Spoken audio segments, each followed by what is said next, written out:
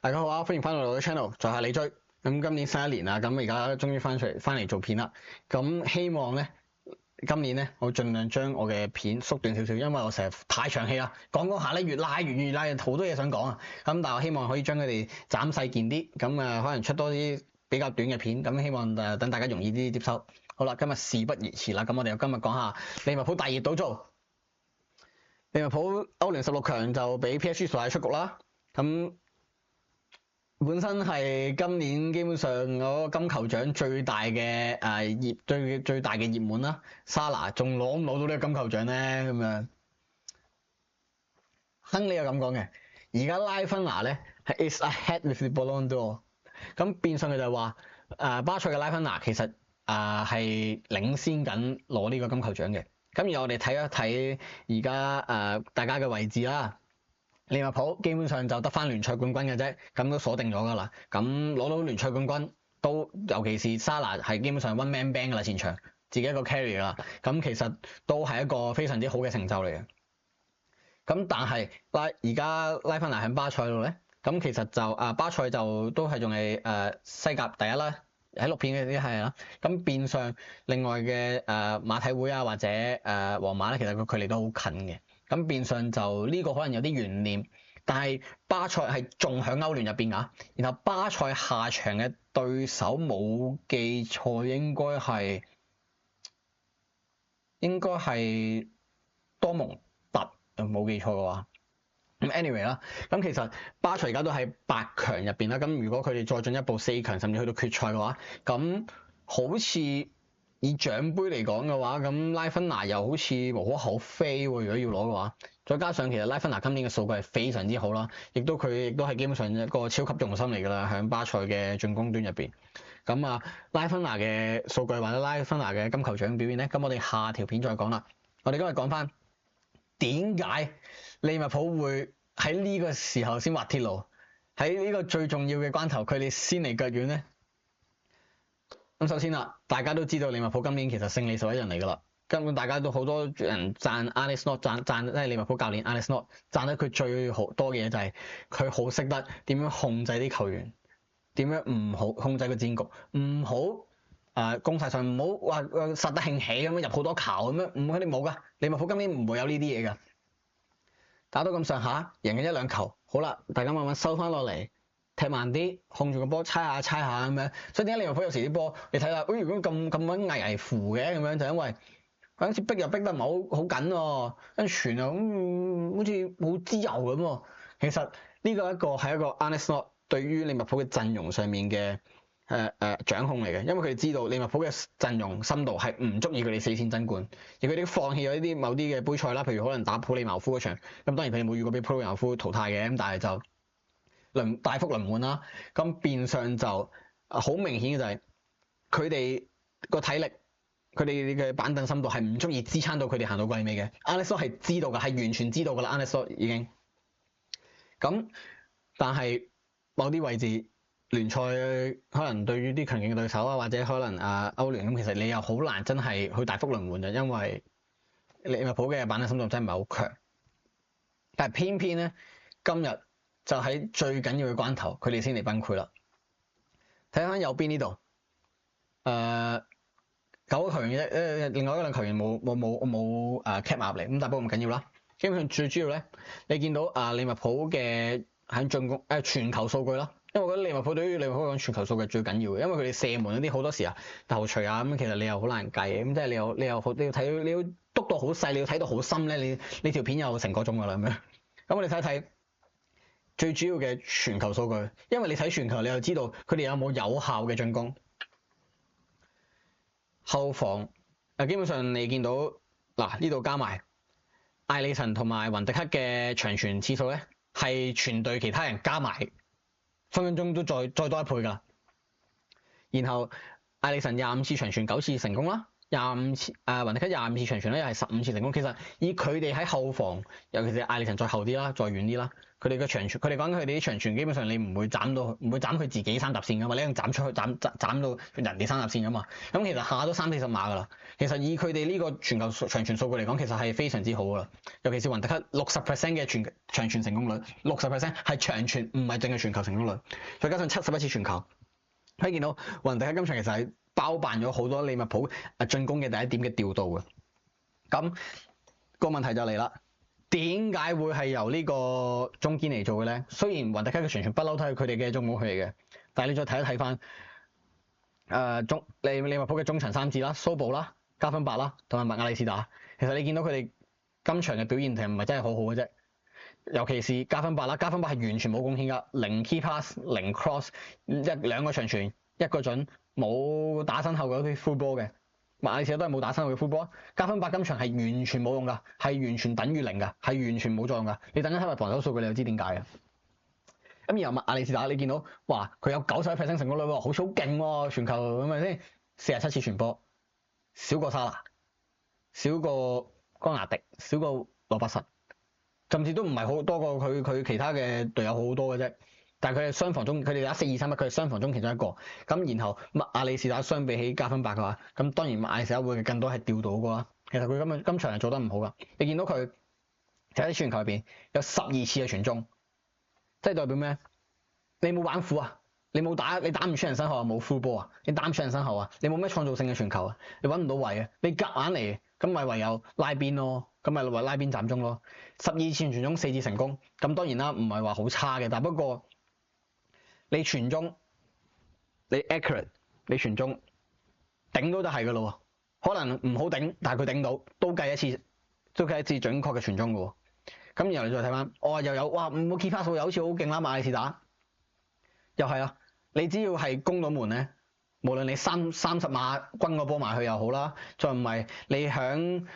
禁區邊咁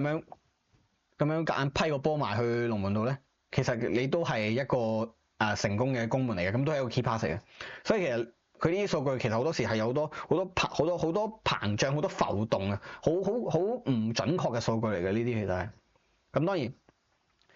我今日想講嘅唔係麥亞里士達嘅進攻數據啦。咁當然你見到其實佢有啲隊友可能沙拿咁樣6次傳中0次中，又冇乜 key pass， 蘇布又冇乜 key pass 咁樣。咁其實進攻嚟講，其實利物浦今日真係唔算好噶啦。咁但係唔係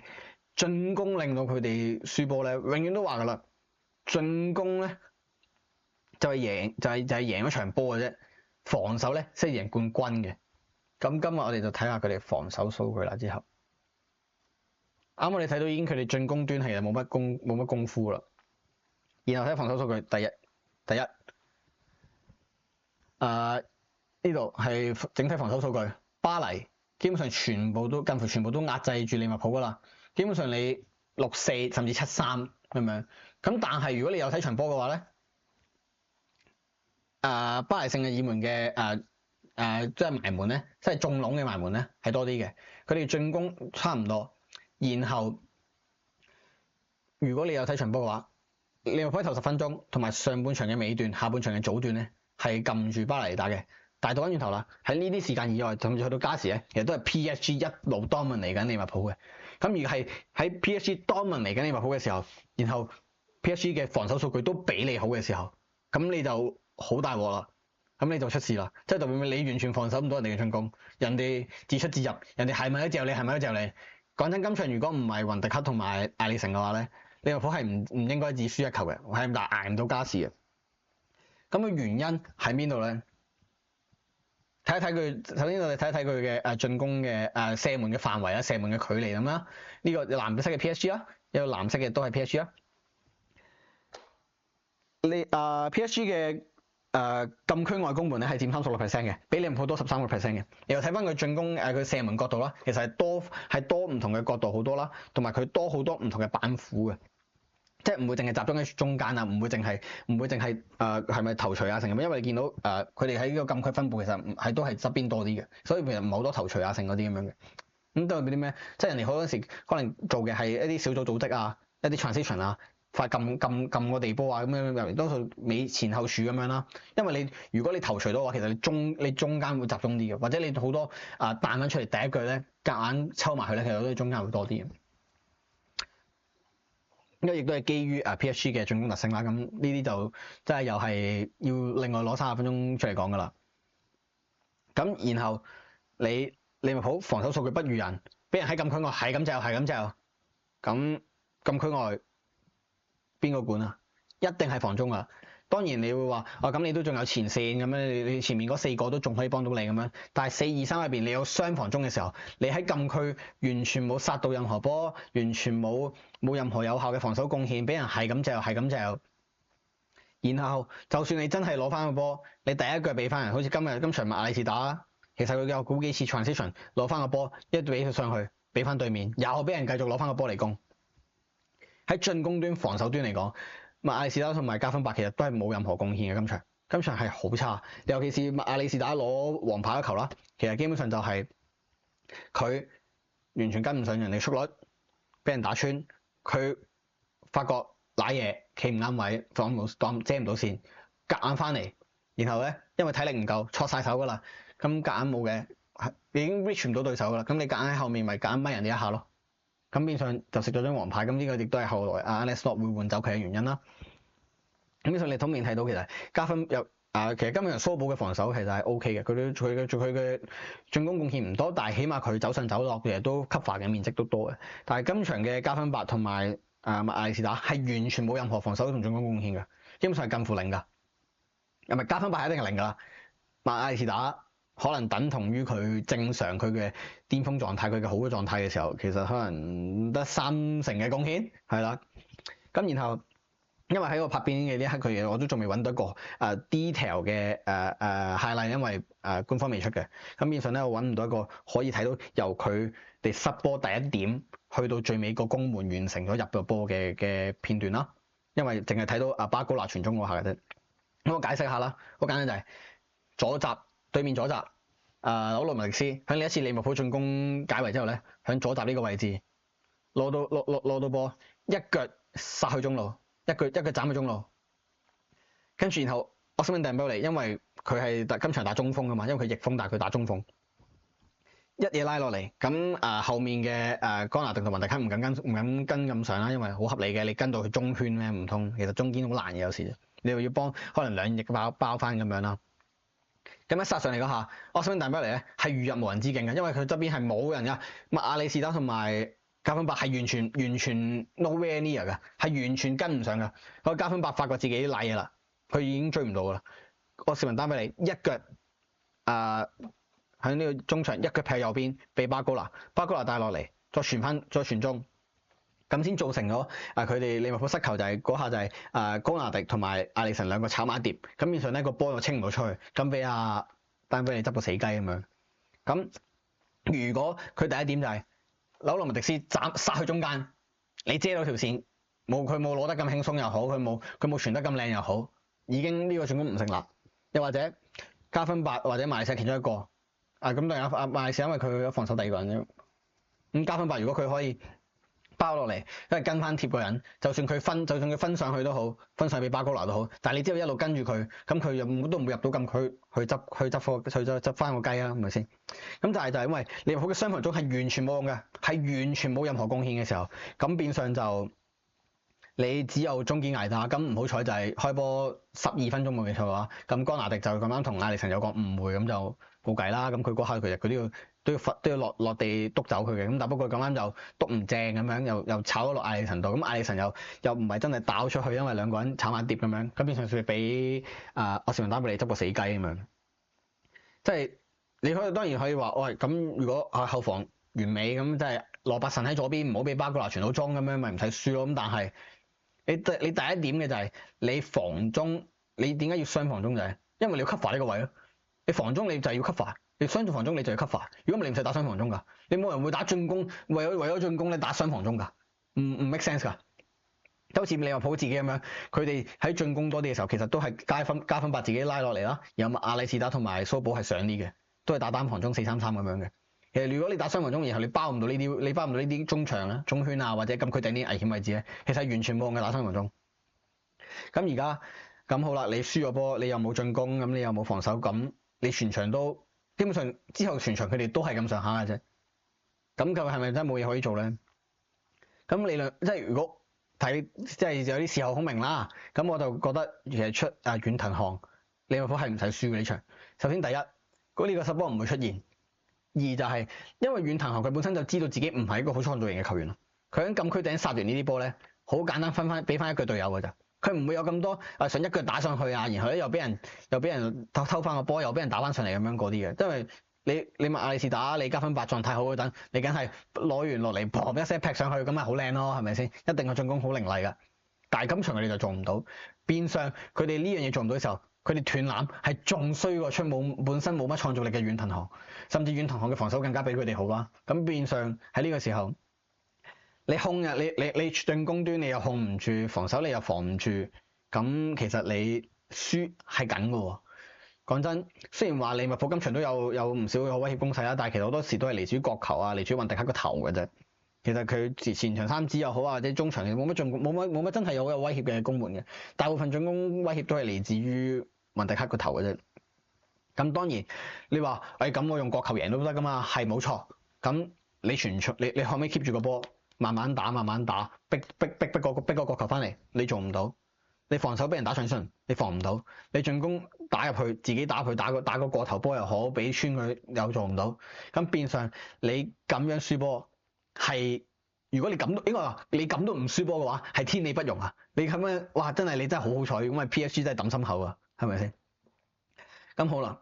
又講啦，咁點解又要使用呢兩條友啊？使用啲進攻，使用中場三子啊，前場又使用即係沙拿都冇唞過啊，咁後防又係咁嘅。基本上利物浦今季點解要計得咁盡咧？睇一睇右邊紅色框咗個4位咧，就係佢哋換咗落嚟，然後我覺得佢哋係冇為呢個戰局帶嚟任何貢獻嘅人嚟嘅。Elliot 同埋 Curtis Jones 換麥亞利士阿蘇堡，基本兩個唔好話同級啦，就算低一班都未必係啦，可能低2班對比起兩位正選中場，基本上冇乜俾到咩進攻端嘅貢獻你噶啦，防守又唔係真係特別好咁樣，尤其是嗰陣時你已經即係佢係加時先入嚟，咁其實嗰陣時你都係總比數1-1啦，即係本場啊，即係呢一場啊就落後緊0-1啦，其實佢哋冇真係話可以俾到啲咩你嘅。紐尼斯好嗰陣好好嘅，真係好好嘅，但係你都真係唔知紐尼斯真係大家都好熟佢嘅，應該你根本估佢唔到噶。昆沙咁就純粹因為冇右閘咁又入嚟代替受傷嘅阿洛啦，咁冇辦法啦。真正有喺進攻或者防守或者喺戰局上面有貢獻嘅兩位咧，我覺得係得遠藤航同埋家普嘅啫。遠藤航佢可以貢獻到佢防守貢獻啦，即係佢進攻冇力噶啦，咁起碼佢防守好啲。起碼如果你防守可能唔使輸個球，或者可能你中間你嗰啲 transition 冇輸得咁多，咁變相會唔會你利物浦嘅其他球員可以留多啲體力啊，進攻會好啲啊咁樣，又唔知。起碼叫做係有一個唔同嘅屬性，唔係話佢好過加分8，唔係話佢好過亞利士打，而係佢俾到一啲唔同嘅嘢你，係對於呢隊球隊係有用嘅。另外有加普啦，加普基本上而家係 kind of 係有啲似以前嘅古天奴對我嚟講，基本上佢係咪創造力好強？盤扭好強，唔係，佢好多時今季佢好多時喺左翼出現啦，咁但係其實佢係咪真係一個翼鋒？佢又唔係喎，佢係咪攻中？佢又未算啦，佢又唔係好有創造力嘅傳波，但係佢就有一個好好嘅空間感，好識得喺中鋒同埋左翼之間揾一個位置嚟射門啊，或者去做佢嘅一啲工作咁樣啦。咁所以我覺得加普同埋遠藤航係真係有做到一啲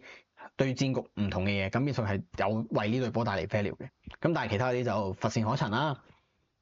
原因又講錢啦，即係成日講嗰個嘢咧都係錢作怪。PSG 今季5個收購，除咗卡瓦拉舒基利亞係1月響拿波里轉會過嚟之外，其他全部都係即係都踢咗一排噶啦。咁呢個客龍門就唔講啦，好少出噶啦。超新星道爾咁法國超新星道爾響雷恩轉過嚟，咁又係今場有換落嚟嘅，佢都 sharp 醒嘅，都有啲盤扭啊、射門啊都 OK 嘅，都速度好快嘅，係咪好成熟又唔係，但不過都有啲作用嘅，咁樣都有啲幫到手咁樣啦，起碼輪換都好啊。另外，祖奧利維斯、葡萄牙超新星吹咗好耐㗎啦，今場係絕對正選，差唔多踢足8-2啦，踢到好後尾先換落嚟嘅啫。然後韋利安柏祖法蘭福轉會過嚟，厄瓜多爾中堅，有聽過佢嘅名，但係講真喺今場之前我係唔知佢係咁好波。今場佢基本上係冇乜甩漏，佢中場冇中堅位置冇任何甩漏㗎啦。咁然後最尾就係卡華拉舒基利亞啦，卡巴多拿喺拿波利嗰度啲人叫佢。基本上格魯加球王、格魯加嘅美斯大家都識㗎啦。響呢兩季其實大家都即係佢叫聲名鵲起㗎啦。之前同佢哋拿波利贏冠軍嗰季同柯士平一齊打到跳飛㗎啦。咁基本上喺呢5個收購入邊，有3個都係今場嘅正選啦，仲要基本上係絕對主力嚟㗎啦。有一個輪換即係要有啲創造力嘅細路啦。然後 PSG 嘅今季嘅淨支出唔係計佢所有係淨支出，純粹支出係落到1.1億嘅。相反啦，睇下利物浦、馬馬達舒維尼、格魯加嘅江門，然後係買嚟接替艾力神嘅，仲要係借咗翻去華倫西亞嘅今季，下季先正式交人嘅。然後就係基艾沙，大家有冇睇佢踢波嘅呢2-3年？我都好似冇乜點見過。然後利物浦嘅今季嘅淨支出係負500萬，淨支出係負500萬，代表佢哋係賺咗500萬。一隊使1.1億，一隊係賺500萬。仲要利物浦，大家都知道佢一路都使錢唔多，一路佢哋嗰個板凳深度都唔夠，佢哋啲球員都踢咗好耐。咁你見到即係除咗中場3子之外，你基本上其他球員都踢咗兩三季㗎啦，起碼。你喺一個冇板凳深嘅情況下冇投入，然後夾硬要用上嘅11人，冇人幫到佢哋。又冇即青訓佢哋，利物浦啲青訓都 OK 嘅，但係咪可以去到